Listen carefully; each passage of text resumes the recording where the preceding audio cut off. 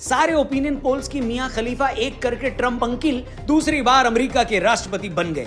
वो ट्रंप जिन्हें election campaign के दौरान 2 बार जान से मारने की कोशिशें की गई, वो ट्रंप जो आधा इंच के फासले से मरते मरते बचे, वो ट्रंप जिनके खिलाफ अमेरिका की प्रिंट मीडिया से लेकर इलेक्ट्रॉनिक मीडिया ने जमकर प्रोपेगेंडा चलाया। मगर आखिरकार 1 साल तक चले दुनिया के सबसे खतरनाक इलेक्शन कैंपेन के बाद ट्रंप शानदार तरीके से जीतकर अमेरिका के राष्ट्रपति बन गए।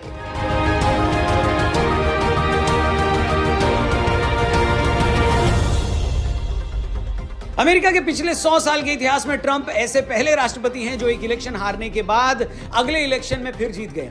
जिस तरह पहली बार राष्ट्रपति चुनाव हारने के बाद ट्रंप पर मुकदमे चले, उनके खिलाफ हेट कैंपेन चलाए गए, उन्हें अदालतों में घसीटा गया, उन्हें जेल में डालने की कोशिशें की गई, मगर इन सारी कोशिशों को जूता मारकर ट्रंप फिर से अमेरिका के प्रेसिडेंट बनने में कामयाब हो गए। ट्रंप की इस जीत को दुनिया के किसी भी देश की पॉलिटिकल हिस्ट्री की अब तक की सबसे शानदार जीत बताया जा रहा है। उनके इस इलेक्शन को जीतने से उनके चाहने वाले तो खुश हैं, मगर ट्रंप हेटर्स इस रिजल्ट के बाद से कोमा में चले गए हैं। वो इतना ज्यादा सदमे में चले गए हैं कि गोबर से सनी गंदी चप्पल सूंघाने पर भी होश में नहीं आ रहे। इनके चक्कर में उल्टा 2 चप्पलें बेहोश हो गई हैं, वो अलग।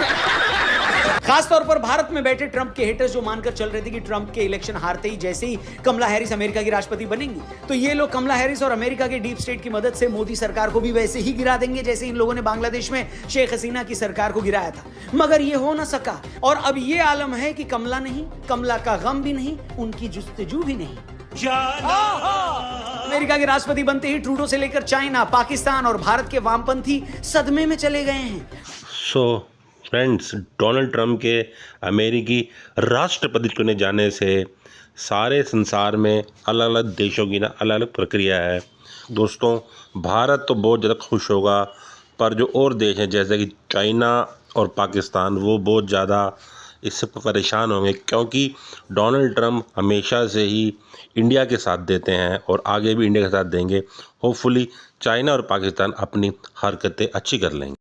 तो दोस्तों, ट्रंप अमेरिका के राष्ट्रपति पद का चुनाव जीत चुके हैं। 15 जनवरी को वो शपथ भी ले लेंगे, मतलब उनके पद संभालने में अभी 2 महीने तो पड़े, मगर उससे पहले ही पूरी दुनिया के लेफ्ट लिबरल्स की 74 हुई पड़ी है। बांग्लादेश वाले मोहम्मद यूनुस तो कल शाम से इतनी बार अपनी सलवार पीछे से पीली कर चुके हैं कि उन्हें डायपर पहनाकर ऊपर से चादर बांधनी पड़ रही है।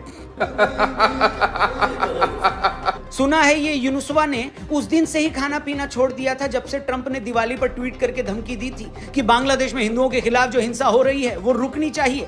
मतलब ट्रंप साफ मानते हैं कि बांग्लादेश में हो रही ये सारी हिंसा मोहम्मद यूनुस के इशारे पर ही हो रही है। बांग्लादेश पर बनाए अपने वीडियोस की सीरीज में हमने आपको पहले भी बताया था कि कैसे ये मोहम्मद यूनुस अमेरिका के राष्ट्रपति रहे बिल क्लिंटन की बीवी हिलरी क्लिंटन के साथ काम कर चुके हैं। हमने आपको तब भी ये बताया था कि कैसे हिलरी क्लिंटन ने ही शेख हसीना को बोलकर मोहम्मद यूनुस के खिलाफ चल रहा करप्शन का एक मामला रुकवाया था। और आज ये भी किसी से नहीं छिपा है कि बांग्लादेश में शेख हसीना का जो तख्ता पलट हुआ था उसके पीछे भी अमेरिका का डीप स्टेट ही शामिल था। ट्रंप के दुश्मन भले ही इस बात का कितना ही प्रोपेगेंडा चलाएं कि ट्रंप तो सिर्फ हिरा है, ये सिर्फ युद्ध करना जानता है, मगर ट्रंप के टाइम पिछली बार सीरिया में आईएसआईएस के अलावा अमेरिका ने और कहीं कोई लड़ाई नहीं लड़ी। ट्रंप की पॉलिसी हमेशा से अमेरिका को पहले रखने की रही है, अमेरिका फर्स्ट।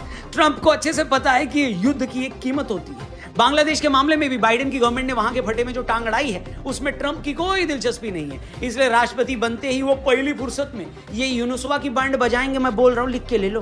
ट्रंप अच्छे से जानते हैं कि अमेरिका में हिंदू अमेरिकन लॉबी कितनी स्ट्रांग है। खुद ट्रंप की टीम में तुलसी गबार्ड और विवेक रामास्वामी जैसे ताकतवर हिंदू अमेरिकन लीडर हैं। यहां तक कि अमेरिका के नए वाइस प्रेसिडेंट की पत्नी उषा वेनेस भी हिंदू हैं। इसे वोट बैंक की पॉलिटिक्स कहें या कुछ भी, ये ट्रंप ही थे जिनमें इस बात का जिगरा था कि उन्होंने बांग्लादेश में हिंदुओं के खिलाफ हो रही वायलेंस के लिए सीधा बांग्लादेश की सरकार का नाम लिया है। सीधा लिखा है कि हाँ, बांग्लादेश में हिंदू हिंसा का शिकार हो रहे हैं।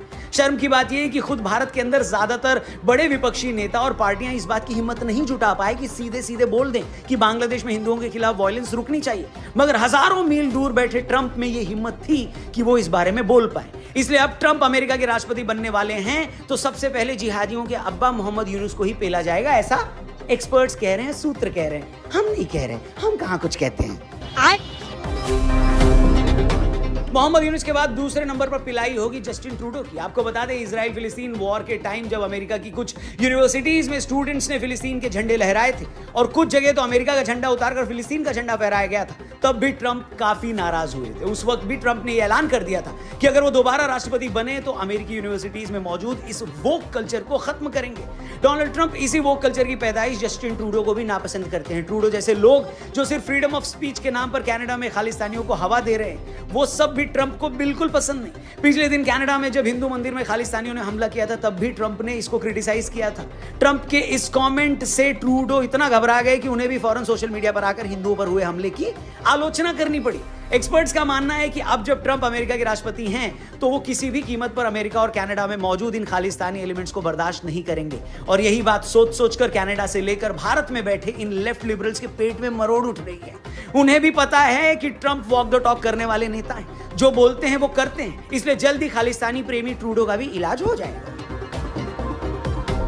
डोनाल्ड ट्रंप का इस्लामिक आतंकवाद के खिलाफ क्या स्टैंड है, ये किसी से छिपा नहीं है दोस्तों। सबको पता है कि 2017 से 20 के दौरान जब ट्रंप अमेरिका के राष्ट्रपति थे, तब उन्होंने 7 से 8 मुस्लिम देशों से लोगों के आने पर लगभग बैन लगा रखा था। ट्रंप को इस बात का क्रेडिट भी जाता है कि उन्होंने दुनिया के सबसे खतरनाक इस्लामिक आतंकी संगठन ISIS को सीरिया से खत्म किया। ट्रंप दुनिया के उन नेताओं में से हैं जो बिना इधर उधर की बात किए अपने भाषणों में डायरेक्ट इस्लामिक आतंकवाद शब्द का इस्तेमाल करते हैं। ईरान से लेकर ट्रंप की नफरत भी किसी से छिपी नहीं है। मिडिल ईस्ट में इजराइल और अरब देशों में जो कॉन्फ्लिक्ट चल रहा है, उसे भी ट्रंप अपना सीधा सपोर्ट दे चुके हैं। बहुत से एक्सपर्ट्स लगातार ये बोल रहे हैं कि मिडिल ईस्ट का ये कॉन्फ्लिक्ट किस तरफ जाएगा, इजराइल ईरान के खिलाफ किस हद तक जाएगा। ये सब कुछ उस बात पे डिपेंड करता है कि ट्रंप अमेरिका के राष्ट्रपति बनते हैं या नहीं। अब जब ट्रंप फिर से प्रेसिडेंट बनने वाले हैं, तो भैया इजराइल को फ्री हैंड मिल गया है। जो इजराइल अमेरिका के समझाने के बावजूद हमास और हिजबुल्लाह को बुरी तरह पेलने से बाज नहीं आ रहा था, वही इजराइल गब्बर सिंह के स्टाइल में कहूं तो अब इन आतंकवादियों को पूरा मिट्टी में मिला देगा। हो सकता है कि ट्रंप का सपोर्ट मिले तो इजराइल और अमेरिका ईरान के खिलाफ भी वॉर में चले जाएं। ईरान से अमेरिका की दुश्मनी किसी से छिपी नहीं है दोस्तों। अगले कुछ दिनों में यह क्लियर हो जाएगा कि ट्रंप के आने के बाद इजराइल इस लड़ाई को कहां लेकर जाता है। मगर इतना तय है दोस्तों कि ट्रंप के प्रेसिडेंट बनने के बाद इन इस्लामिक जिहादियों के छिपने के लिए बिल कम पड़ जाएंगे, मगर ये जान बचाने के लिए भागेंगे जरूर। वैसे दोस्तों, एक बहुत ही पॉपुलर मीम है, इंटरनेट पे बहुत शेयर किया जाता है कि ऐसी सिचुएशन में हमेशा मैं ही आगे कैसे आ जाता हूं। ठीक यही हालत पाकिस्तान की।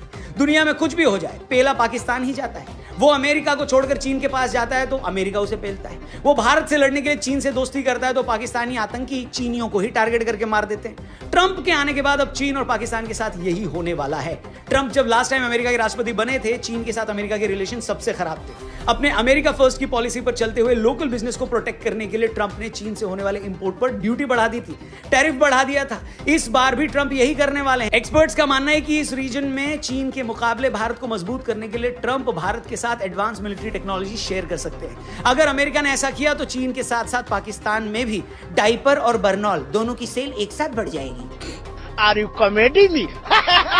सो फ्रेंड्स, डोनाल्ड ट्रंप के राष्ट्रपति बनने से एक बात तो तय है कि इतने भी आतंकवादी संगठन हैं वो बहुत ज़्यादा परेशान होंगे कि अब उनको एक बहुत ही स्ट्रॉन्ग लीडर के साथ फिर से मतलब जूझना पड़ेगा। दोस्तों, डोनाल्ड ट्रंप एक आर्थिक दृष्टि से सारे संसार के लिए अच्छे हैं, क्योंकि वो खुद भी एक बिजनेसमैन है और वो चाहेंगे कि मतलब सारा संसार फले फूले और आर्थिक दृष्टि से सारा संसार ऊपर उठे। पर उनके लिए मतलब सबसे बड़ा चैलेंज होगा पाकिस्तान और चाइना, और ये भारत के लिए भी चैलेंज है, और डोनाल्ड ट्रंप बहुत हद तक भारत का इसमें मतलब साथ देंगे। सो होपफुली आपको आज का हमारा वीडियो अच्छा लगा होगा, और अगर आपको अच्छा लगे तो अपने सर्कल में से अवश्य शेयर करिएगा। और तब तक अगले वीडियो पर बाय। जय हिंद, वंदे मातरम, भारत माता की जय हो।